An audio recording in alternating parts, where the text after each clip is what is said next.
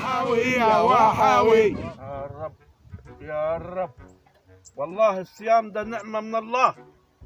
حياتك يا رب. ايه ده؟ ده التلفون ده. ايه بتاع مين ده؟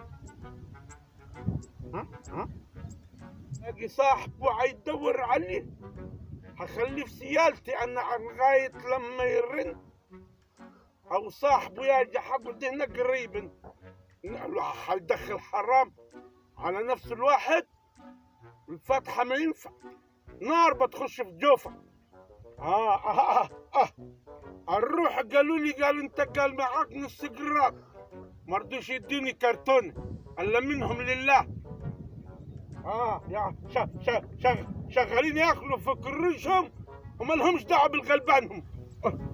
لا بعد هنا لغايه لما يجي صاحبه ده ولا حد، بدل ما يقعد يدور عليه. حاج الله ينور. ما اشوفش هنا تلفون يا حاج. في تلفون هنا بدور عليه. لقيت ردناها. تلفون يا حاج. لقيت التلفون بتاعك ده. بتاعي يا حاج والله. انت طيب ردقني الله بالحلال. بارك الله فيك. كم حلاوه التلفون؟ لا ردخش حاجه. الله يا حاج حاجه يا حاج. الله يبارك فيك يا ردي. بارك الله فيك يا حاج. روح ارد. كل سنه وانت طيب يا حاج. وانت طيب. الله بالحلال. واحد حيدخل الحرام على عياله ليه؟ حاجه واقعه يسلمها لاصحابها. بلاش الواحد مين حيخش معاك في قبرك انت وحدك؟ حسب حتلاقي نفسك قلت حاجه ودي ماسك مدير حاجه. اتقى الله في الناس.